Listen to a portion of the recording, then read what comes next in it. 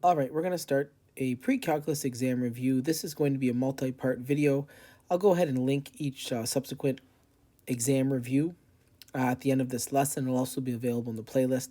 As I go through these questions, I encourage you to try the questions out yourself and then kind of work through them alongside me and see how you do. It'll be a great way to prepare for your upcoming exams. So starting off here, again, this is pre-calculus exam review. We're going to start off talking about equations and inequalities. So let's get going here and start on our first question.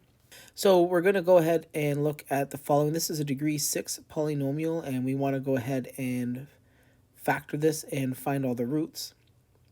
If you want to solve this equation here, the idea here is to see that this models a quadratic. So if you'll notice here, if I do a substitution, and let's say I let t equal x cubed, this equation now becomes 8t squared plus 215t minus 27 equals 0.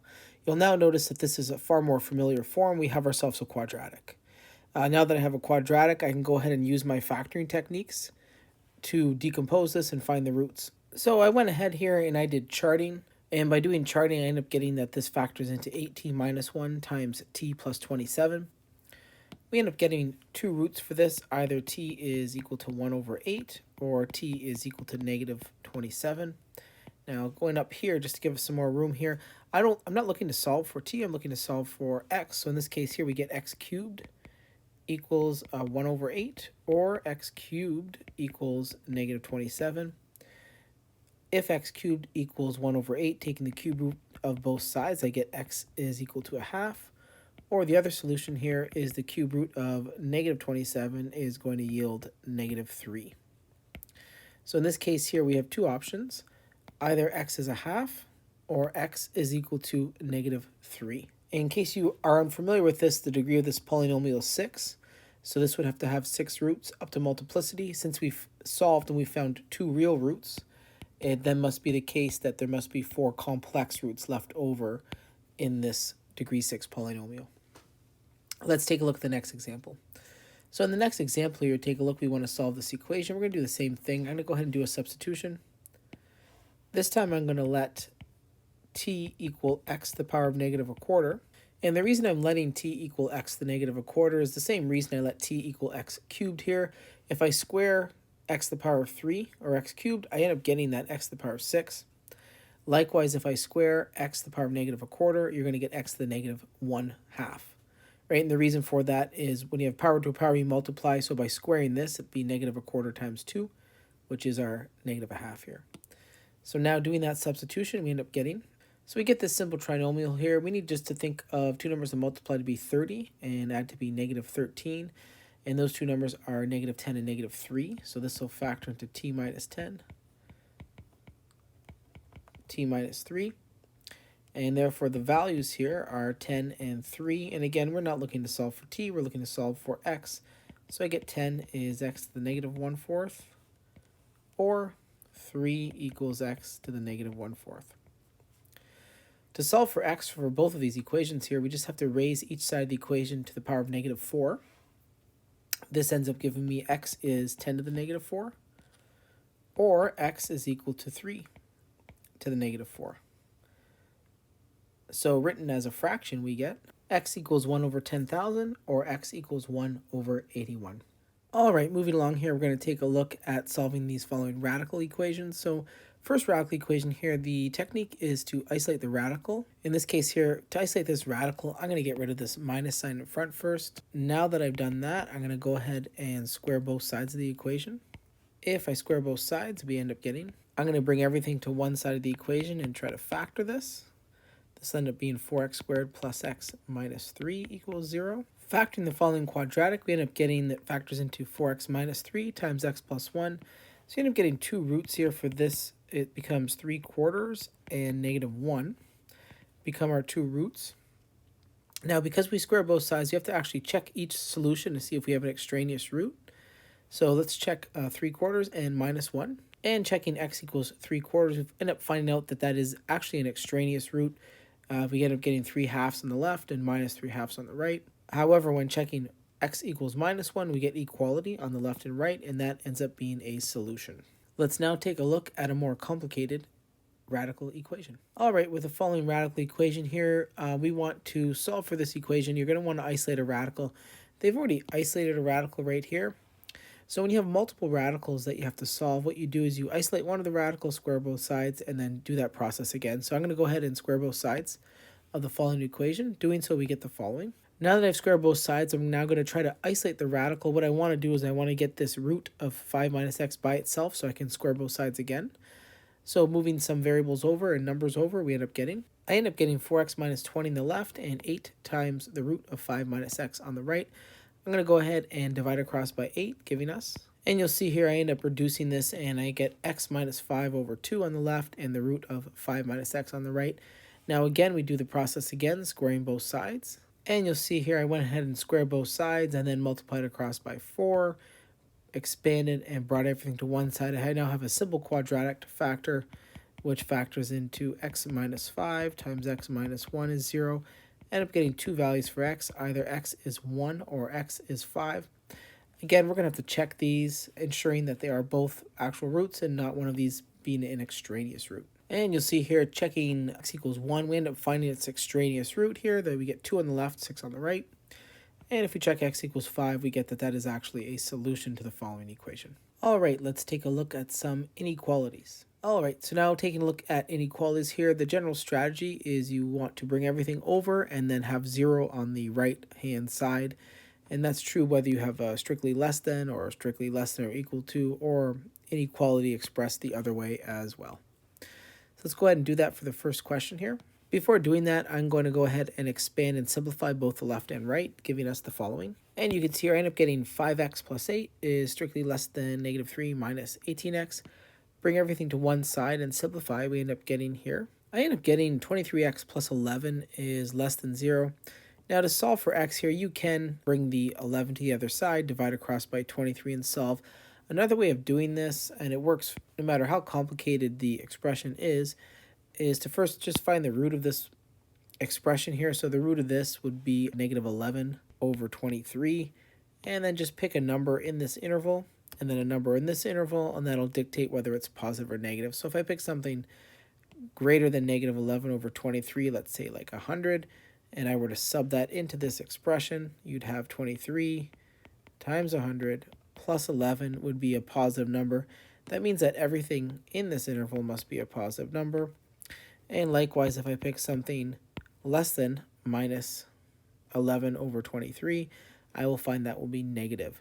That means that if I'm interested in finding values that are less than 0, i.e. negative, then the answer must exist in this interval here. So for this inequality, the answer goes from negative infinity to a negative 11 over 23.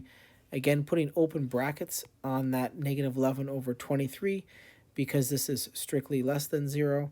And I have open brackets on the negative infinity because you can never be equal to a negative infinity, and you'll always have open brackets on the plus or minus infinity.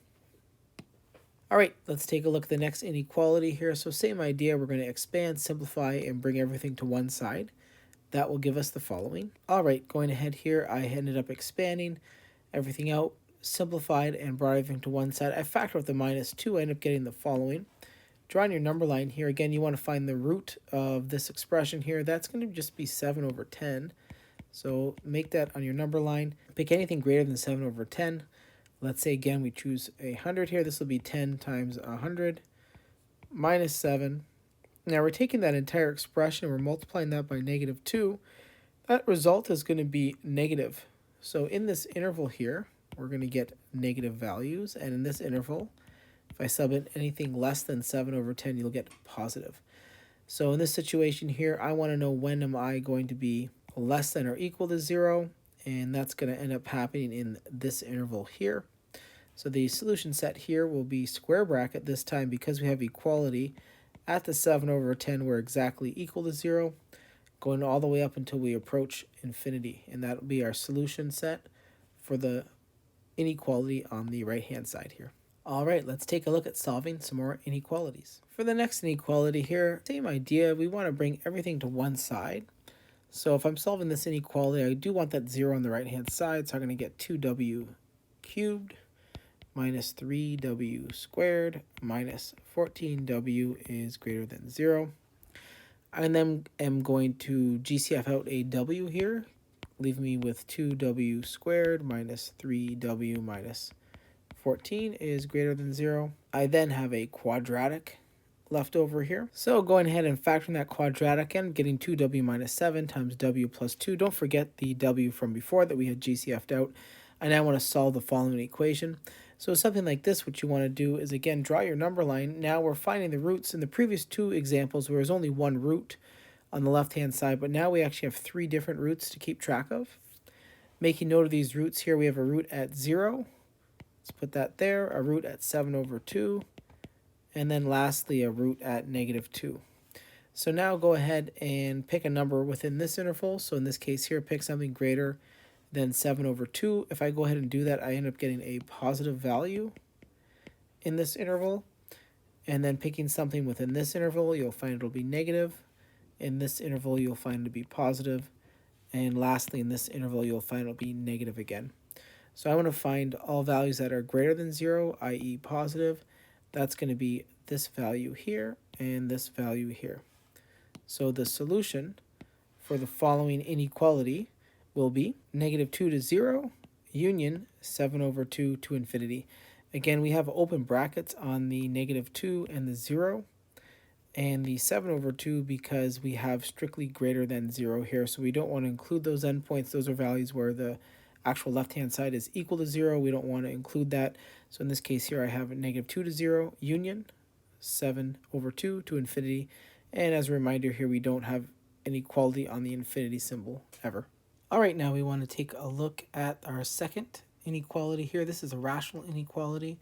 When solving these, the strategy is very similar to what we did with our polynomial inequalities. First thing you want to do with a rational inequality is fully factor it. So you'll notice in the top here we have a simple trinomial. I'm going to go ahead and factor that. That'll factor into x plus 7 times x plus 2. And then again, that's divided by x minus 1. And that's going to be greater than 0. What you do now is draw yourself your number line just like before.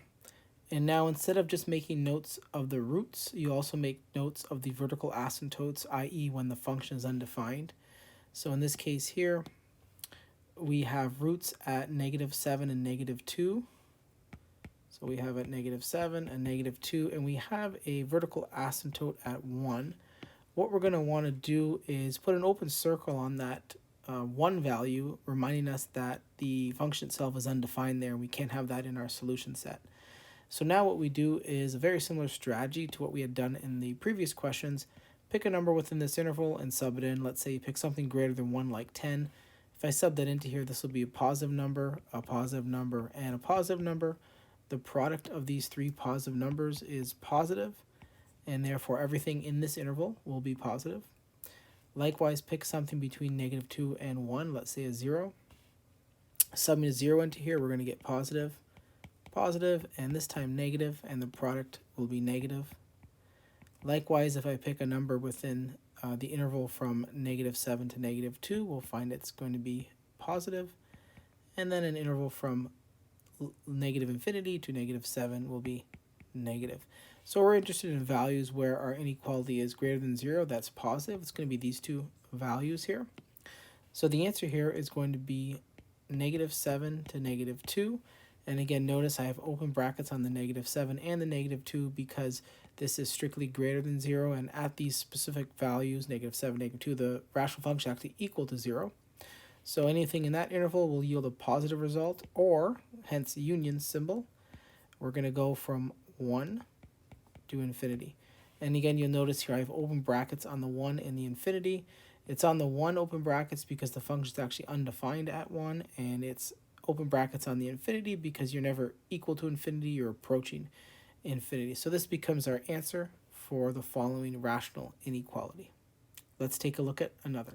All right, taking a look at the next inequality here, you'll notice that right away we have a less than 4 here, and you always need to have zeros on the other side of your inequality here. So I'm going to have to bring that 4 over, collect everything together, and simplify. Let's go ahead and do that first. And you'll see here I brought that 4 to the other side. I got myself a common denominator. I then simplified it and I'm getting the following. So now that we're in this situation here, you'll notice we have a rational function, in this case z squared minus 10z plus 24 all over z minus 5 is less than 0.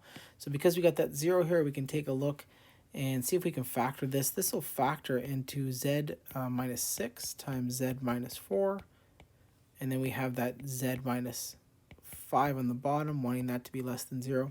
All right, now that this is fully factored, we're going to draw our number line, and I'm going to make note I have roots at 4 and 6, and in between that I have my vertical asymptote at 5, so we're going to put open circle on that 5 to remind us that it is undefined there. And now we're going to pick a number greater than 6 and sub it in. So if say we pick a 10, we're going to get positive, positive, and positive. That result will be positive. Picking a number between 5 and 6, subbing in, we'll find that it's negative. Between 4 and 5, we'll find that it is in fact positive. And lastly, less than 4, we'll find that it is negative. So in this case here, we're thinking about when is this less than 0, i.e. negative. It's going to be these two intervals here. And you notice the solution set for this will go from negative infinity to 4, union 5 to 6. And therefore anything within this interval will be less than 0, hence will be less than 4 when subbed into this original rational function. And that becomes our solution set. All right, let's take a look at some more examples. The next example here, we're now moving on to solving absolute value equations. So with absolute value equations, again, a very similar technique to what we have been doing. This time what you want to do is you want to find out value or values where the absolute value function is equal to 0. So in this case here, the question becomes is when is 6 minus 7t equal to 0? If you want, you can do it off to the side of your page. Setting this equal to 0, we get 6 equals 7t. So this happens when t is 6 over 7. So now that you've identified that, you draw your number line, make note at 6 over 7. And then what we're going to do is subbing in a number greater than 6 over 7. If I sub that into this absolute value, again, let's say we do 10. I go to take the absolute value of 6 minus 7 times 10. That's going to end up being the absolute value of a negative number. So therefore, when you take the absolute value of a negative number, if you recall, your absolute value function, how it works is it outputs an x if x is greater than or equal to 0, outputs a negative x if x is less than 0. So what that means is if your absolute value takes in a negative number, you can drop the absolute value sign by adding a minus in the front of it. However, if your absolute value takes in a number greater than or equal to 0, you could just drop that absolute value sign without putting any condition on the x value. So I can just put that x right back down. So in this case here, if I pick something greater than 6 over 7, inside of this absolute value will be negative. So therefore I can drop that absolute value, but I do have to put a minus in front, and I can solve this equation. Solving this equation here, we get negative 6 plus 7t is 10, in which case I get 7t is 16. T is 16 over 7. Once you get your answer, you have to make sure that that is within the interval. 16 over 7 is in fact greater than 6 over 7, so that's in the interval, and that is a solution to our absolute value equation, one of the solutions. We possibly have a second. Now if I pick something less than 6 over 7 and sub it in, it's going to be positive. So therefore I can drop the absolute value and solve directly. Solving directly here, I get 7t is 6 minus 10, in which case I get 7t is negative 4. And solving, I get t is negative 4 over 7. And again, negative 4 over 7 is in this interval, so that is also a solution set. So the answer to this is there's two values. One is going to be negative 4 over 7, and the other is going to be 16 over 7. All right, let's take a look at another example. In the next example here, we want to solve the following quadratic equation that involves absolute values. So the same idea applies. When solving this here, you want to go ahead and find values where this input value will be 0. Now, taking a quick look at this, you'll notice that this is visually what you have here is this is a quadratic. Like what's inside the absolute value is a quadratic opening upwards. having a vertex at the point 0, 1. Well, you can see here that if this quick graph of this quadratic, you see it doesn't cross the x-axis. It has no roots. It'll never be 0. Therefore, x squared plus 1 is always greater than or equal to 0. In fact, it's greater than or equal to 1. Therefore, I can drop the absolute value on the left-hand side and solve directly from here. Now, you notice if I go to solve this, this becomes x squared equals negative 5. And right away, we have here no solution. So for this question that we're being asked here, they're asking when is the absolute value of x squared plus 1 equal to negative 4? And the answer to this is there is no solution. There isn't a situation, a real number that you can sub in that would make this left-hand side and right-hand side equate. Another way of knowing that this was always the case is that your absolute value function, in general, when you take the absolute value of an expression, it's either going to return, like we had discussed previously, either it's returning x or negative x. Both of these output values will be greater than or equal to 0. So therefore, there's no way you can have a negative output value for your absolute value is another way you can look at this. But either way, we have no solution. All right, let's take a look at another example. All right, let's take a look at our final example here. So for this one here, we're solving absolute value inequality this time, and the technique is very similar. We want to find a value or values such that what's inside the absolute value is 0. So in this case here, if I go to my number line here and I'm making the observation that if I let x be minus a half, we can see here what's in the absolute value will be 0. Therefore, if I pick something to the right of minus a half, let's say 10, and I sub that into this absolute value, we notice that that yields a positive number. In fact, anything greater than minus a half subbed in must be positive. Because of that, I can drop the absolute value in this interval and solve this inequality directly. Solving this, we get 4x is less than negative 1. In this case, x is less than negative 1/4. Now, negative 1/4 is within this interval.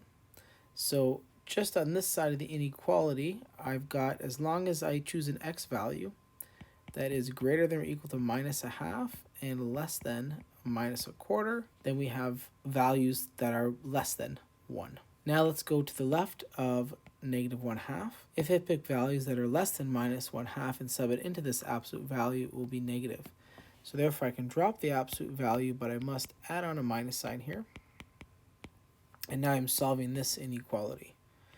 I'm going to go ahead and multiply across by minus 1. Don't forget to change the direction of the inequality when we do that. Then we have 4x is greater than minus 3. X is greater than minus 3/4. So now in this interval here, we now have solution going from minus 3/4 all the way up until we hit that minus 1/2 again. I'm going to go ahead and put an open bracket on the minus 1/2 here because we've included it in this value. So now we have two intervals. Putting these two intervals together, we have the answer to this absolute value inequality is going to go from minus 3/4 all the way up to minus 1/4. And notice again, I have open bracket on the minus 3/4 and an open bracket on the minus 1/4. And again, that's because that open bracket came from the original question that was strictly less than 1. All right, that concludes our equations and inequalities exam review for pre-calculus. See my playlist for a complete list of pre-calculus exam review topics.